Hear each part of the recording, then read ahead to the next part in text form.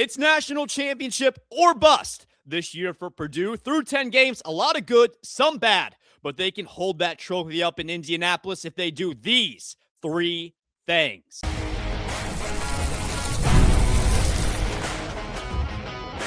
You are Locked On Boilermakers, your daily podcast on the Purdue Boilermakers, part of the Locked On Podcast Network, your team every day. Hello and welcome to another episode of Locked On Boilermakers here on the Locked On Podcast Network. Now, the number one sports podcast network, where it's your team every day. I am your host. I am Nick Arvin. I talk the Boilermakers every day here on the Locked On Podcast Network. Also write about Purdue for Purdue 24/7. And we've got a jam-packed episode headed your way today. I want to talk Purdue. I want to talk this team's championship aspirations through 10 games. We kind of have a good read on what Purdue does well, what they do poorly. So I have three things that Purdue can do that will guarantee themselves an opportunity to win that national championship in March. We'll talk about that. We'll also move on to Marquette, who's coming to town on Saturday, what Purdue can do to win that one, and I'll give out my predictions to end the show. Today's episode is brought to you by our friends at FanDuel. If you want right in the middle of the action this season, visit FanDuel.com and place your NFL live bets all season long. But I want to jump right into things today because we do have a jam-packed episode, and I want to talk about this Purdue team. Through 10 games so far in the season, we've seen what Purdue does really well in big-time wins, 9 of them to this point. We've also seen Purdue lose a game. We've seen a bad loss, what happens, what went wrong for Purdue in that game.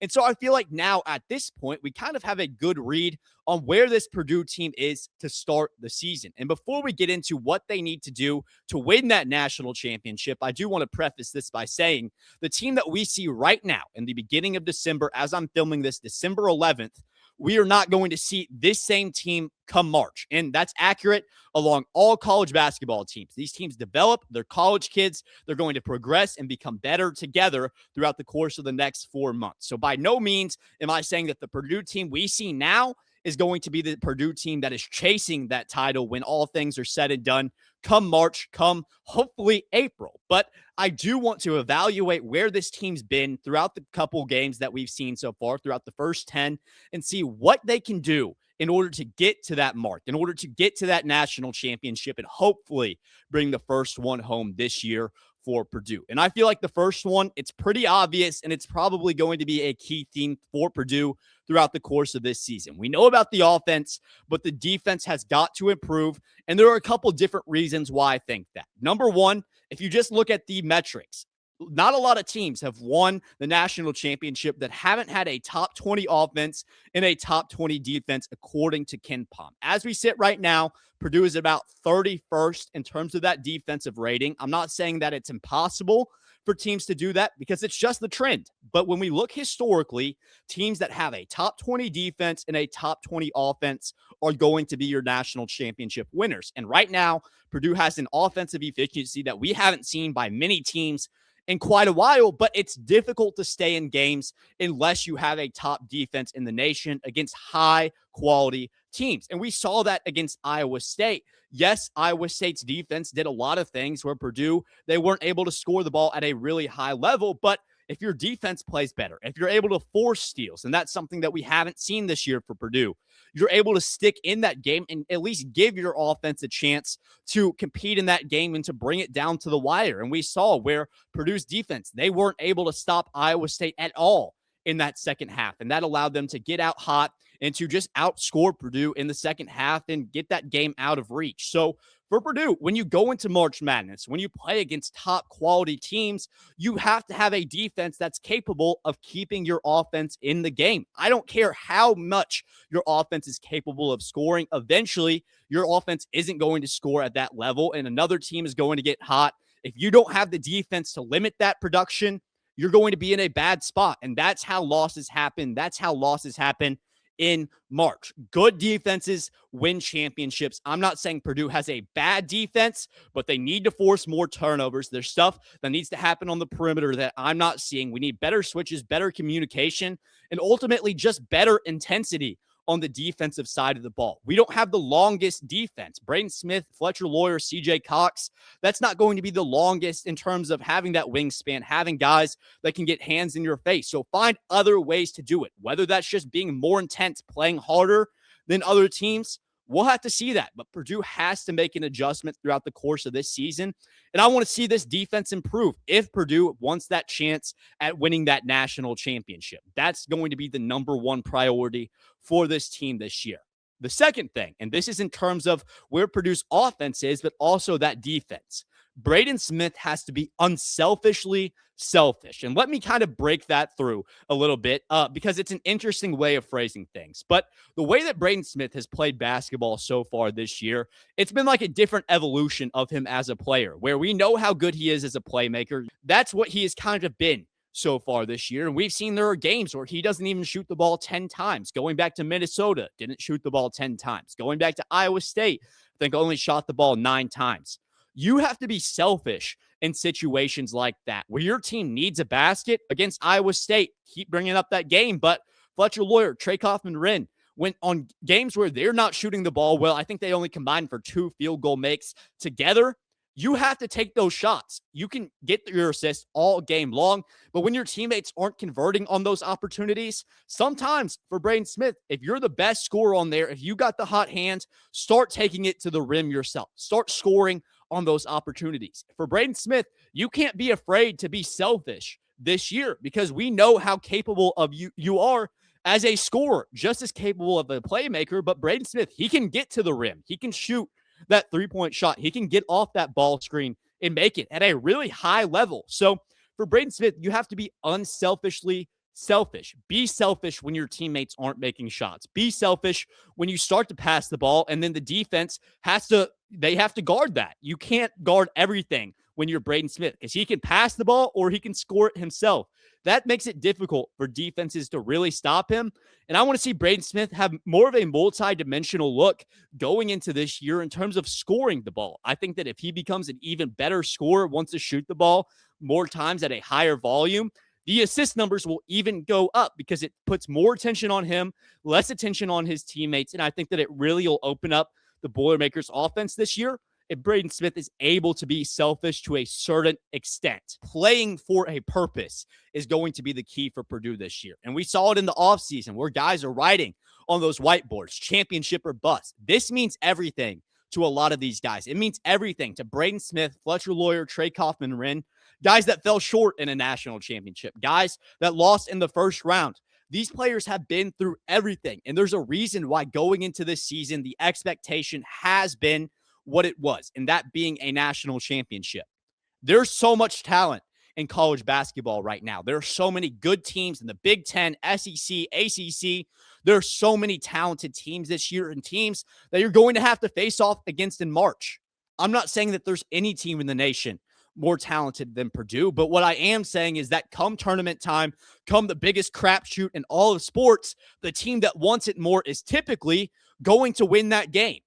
If you're Purdue, you have to want it more this year. You have to use that motivation of what's happened in the past and fuel you towards a national championship this year. I think everything on the court that happens throughout the course of the year, we talked about it, defense, what Braden Smith is capable of doing. All of that plays backseat to what this team feels, the motivation that they have come tournament time. We're going to see it throughout the course of this year. And I've been a little bit disappointed that this team hasn't played with that kind of mentality, whether it be against an Iowa State or the first half against Minnesota.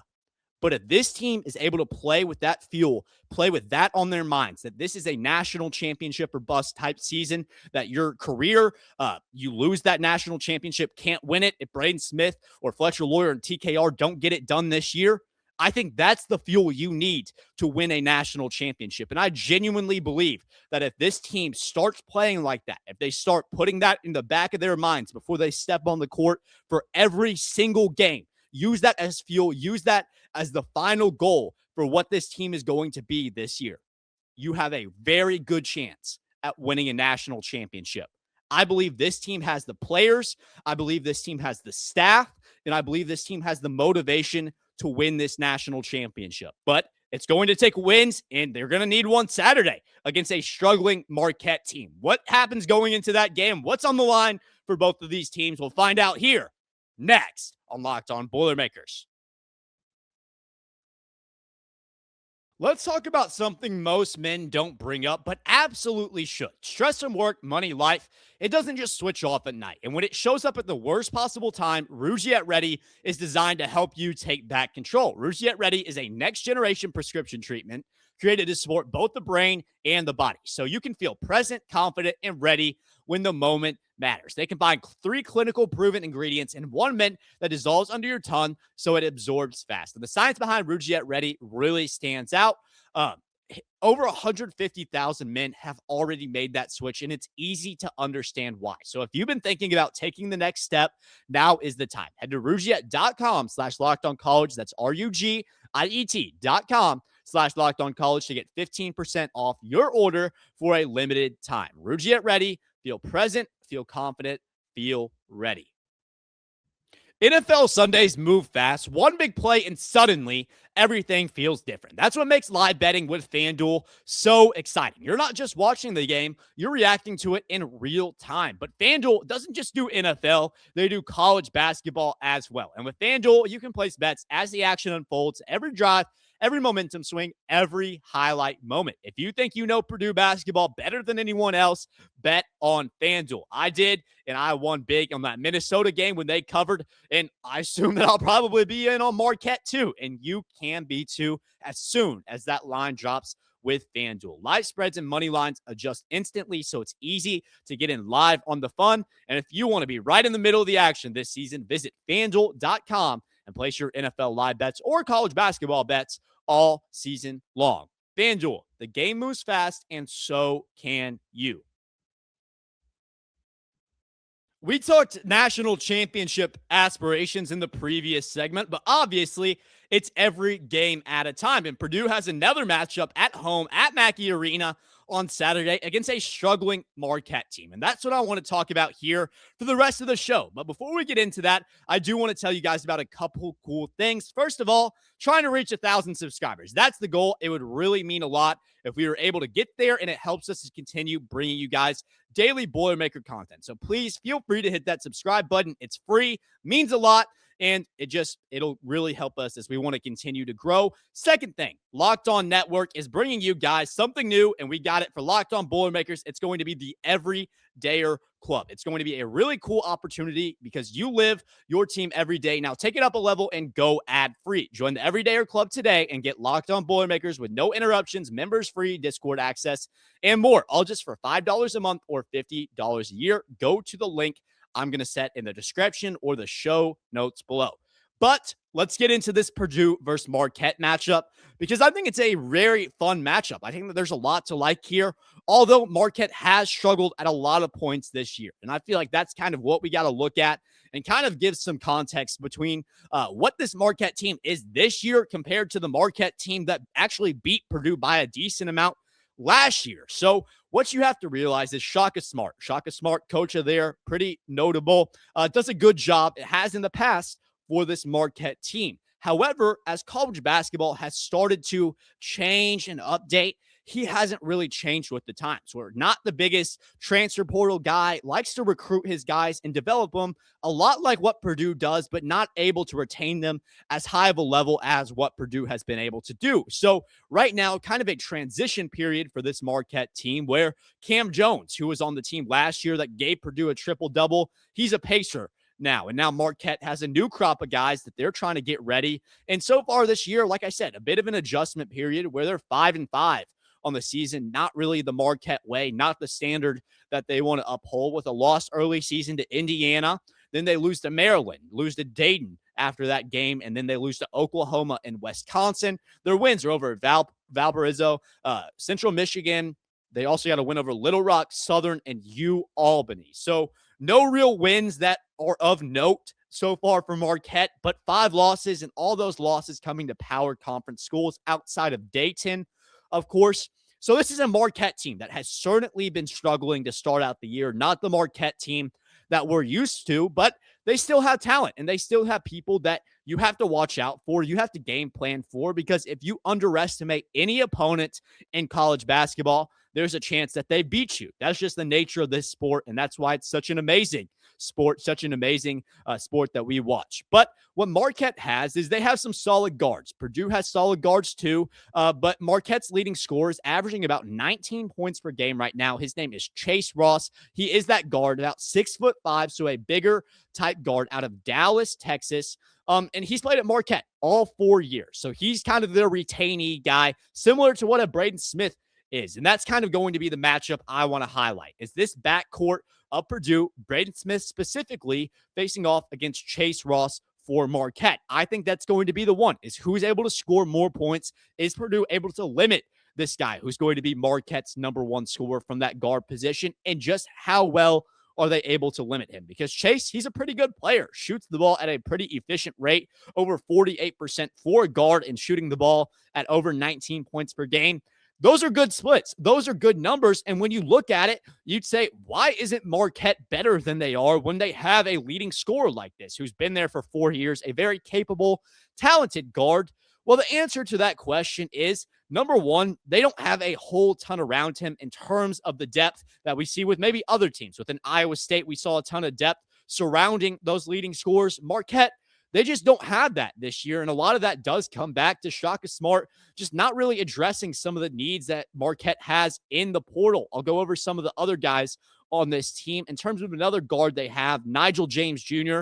is their second leading scorer at about 12 points per game, but he's a freshman. He can't do it all for you, and we've seen at some points this year for this Marquette team, he hasn't been perfect. He's had games where he's gone off. If you look to the beginning of the year, starts out the season with 21 points against Valp and then 20 points against Oklahoma. Or actually, those games were more recent.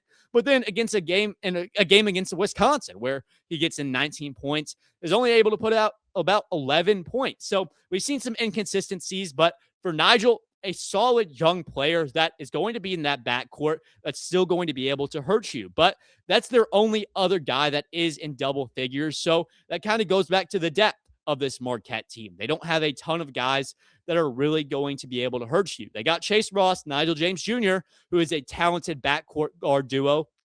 But as far as their backcourt goes, that's about it.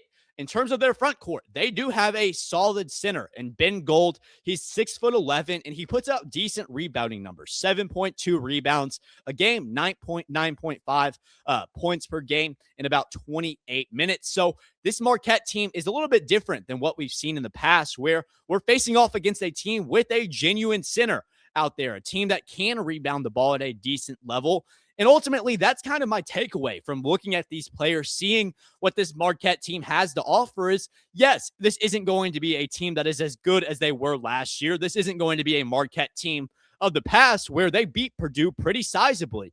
But what it is going to be is a team that has a couple guys that, if they get hot, you don't want to let them stay in the game, because Marquette, they started out the year 5-5, but it's a team under Shaka Smart, who I do believe is one of the best coaches in the nation outside of anything that they may do in terms of the transfer portal, in terms of X's and O's in-game coach. I think that Shaka Smart is pretty talented. I think he's a good motivator, and I think that this Marquette team will win some games this year. I don't know if they're going to be a tournament team.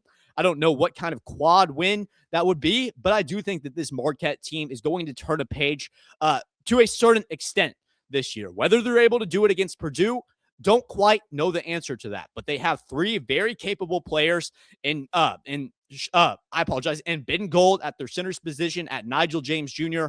at that guard position, and of course their leading scorer Chase Ross. So you can't go into this game underestimating the Marquette team. What you need to do if you're a Purdue fan, what you need to hope for if you're a Purdue fan, and if you're a Purdue player out there, what needs to happen?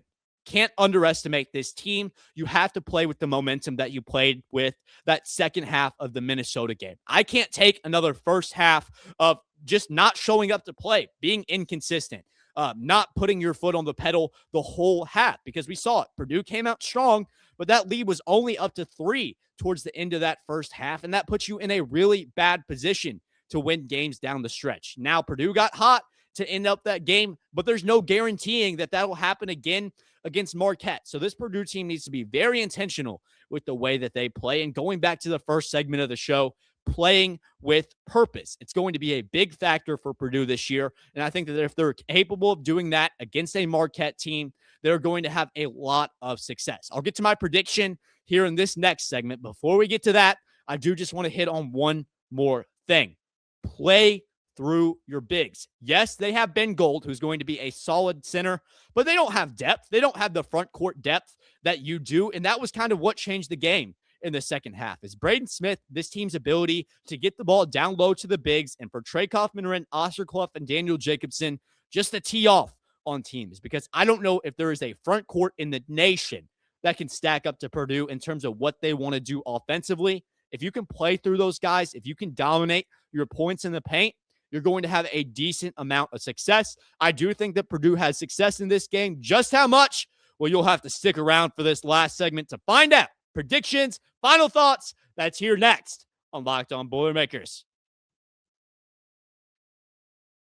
The holidays are officially here, which means gift hunting season is on, and if you want something meaningful, personal, and guaranteed to get a reaction, Aura Frames is that gift that delivers almost every time. It's not just something you wrap up, it's a way to share memories, because Aura isn't your average picture frame. You can preload the frame with photos before gifting it, so when you plug it in, the memories are already there, no apps to figure it out, no setup headaches, just instant smiles. You got grandparents, family, friends, it doesn't matter. You can gift it. It's the perfect gift. And you can do children's artwork. You can do family memories, past childhood pictures. It doesn't matter. Whatever you've got, whatever picture you need, the Aura frame is the perfect picture frame and an amazing gift to give out this Christmas season. For unlimited time, save on the perfect gift by visiting auraframes.com to get $35 off Aura's best-selling Carver mat frames. Named #1 by Wirecutter by using promo code COLLEGE at checkout. That's auraframes.com, promo code COLLEGE. This deal is exclusive to listeners, and frames sell out fast. So order yours now to get it in time for the holidays. Support the show by mentioning us at checkout. Terms and conditions apply. Final segment of Locked On Boilermakers. Let me get my final takeaways, get in to my prediction for Saturday's matchup between Purdue and Marquette. I hit on it on the second segment. This Marquette team is a team that has struggled this year, a Marquette team that isn't as good as they usually are, but still a Marquette team that you're going to have to hold respect for, that you cannot overlook, and a team that you're going to have to play with a lot of intensity against if you want to be able to get out in front and not give that team any momentum. Whether Purdue is able to do that or not, it's really going to depend on how they come out of the gates and play. Whether they play in the first half in a way that they did against Minnesota, I don't know if they're going to be able to find a whole ton of success against Marquette early on, because I do think that this Marquette team is better than that Minnesota team that we faced off against. And I still think that they're ready to hit that stride. So if you're a Purdue fan, hope that this team gets out to a strong start. Hope that they get out on offense and on defense, that the defense starts leading to offense throughout the course of this game, and that it happens early, because you don't want to give them any benefit of the doubt, give them any chance to hang around early. If you're able to do that, I think that it gives you a really good opportunity to control the pace in this game. And that's something that I want to hit on. I think against Marquette, this is your opportunity to start getting those turnovers. This isn't going to be a Marquette team. They have good guard play. They do have talented guards, but it's not going to be a team that's going to take care of the ball at a very high level. This is your opportunity at home on a Saturday game, coming off a win, to finally win that turnover margin. I think it's going to be something big for Purdue this year if they're able to do that, because it shows that you're able to control the games. And when you're able to get the turnovers, that offense starts to flow. You get into a faster pace, and then you start to have more success. Things start to open up for you, and you become that multi-dimensional offense. Whether Purdue's able to do that, I think it's largely going to stem down to those turnovers. How many is Purdue able to force? That's going to have a large outcome on the level of success that Purdue does have. Because I do think that although Purdue isn't the lengthiest team, although they're not the quickest team, they do have a lot of success, and they can find a benefit out of playing fast when it's there, because you have Braden Smith that controls the offense on the string the way that he does. You have Fletcher Loyer who can space out the floor. You have a lot of opportunities to play good basketball when you're forcing turnovers and when you're able to get into transition fast. So that's going to be something for Purdue to look at. something else to look at if you're a Purdue fan. We talk about rebounds all the time, but I don't just want rebounds. I want second chance points. We know that this team is going to be a good rebounding team, but how well can they convert? How well can Oscar Clough get the ball to his playmakers after getting those boards? I think that they can do a pretty good job, but this is one of the tougher center matchups that Purdue has faced off against this year. You're not going to have a small front court that you can just bully against Minnesota. You're going to have Ben Gold, who is 6'11" and who does offer a lot of size in his own right. So it's going to be a bit of a different look for you if you're Purdue, and you got to take advantage of that. Start to get those second chance points. Ultimately, if you play good basketball, if you play the basketball at the level of basketball that this team is expected to play, that they should play, you're going to have no issue beating this Marquette team, because ultimately it's not the Marquette of the past. This isn't a Marquette team that beat you by double figures last year. This is a Marquette team that is strongly searching for an identity, searching for any level of success this year, but that's a reason for them to be hungry. That's a reason for this Marquette team to look to beat you at home. They saw Iowa State go into Mackey Arena and find success, win a game by 20 last Saturday. This Saturday, they're going to want to do a similar thing. Marquette is going to want to come in and beat Purdue. So not for a second am I thinking that this Marquette team isn't going to want to win, that they're not going to be motivated, because that is simply not the case. This is going to be a motivated Marquette team. So on the other side, if you're Purdue, you got to be motivated. It goes back to wanting to win more than the team on the other side of the floor. If you want to win, Purdue has the talent to win games, but they have to have that mentality. They have to let these games fuel them, and they have to play with a purpose. You play with the purpose against Marquette, there's no doubt in my mind that Purdue is able to get a win, and in my opinion, a pretty easy win at that, because Purdue is the better team. They should want to win this game more, and they should find success at Mackey Arena. The line hasn't dropped quite yet with our friends at FanDuel, but if I had to guess, I'd set the line right around 24.5 points, and I'm going to have Purdue covering that theoretical line. I'll have Purdue winning by about 25, 26 points. Let's call it 88 to 62. 88 to 62, 26-point win for Purdue in this one. I have them coming out of Mackey, improving to 10-1 on the year and getting ready going into Auburn next week. But we'll have to see. Who knows? Purdue's going to have to play good basketball, play with a purpose, and get that momentum from the jump. But I appreciate you guys joining me in today for another episode of Locked On Boilermakers. Thank you for making Locked On Boilermakers your first listen today. Did Locked On Boilermakers make your Spotify Wraps? We'll prove it on social media to secure a free month of our brand new Everydayer Club. Just tag our national Locked On podcast account on any social platform, and we'll drop you a code. Be one of the first to join an Everydayer Club to get your favorite show ad-free and exclusive access to the members-only Discord channel. Thank you, guys. And as always, boiler up, hammer down.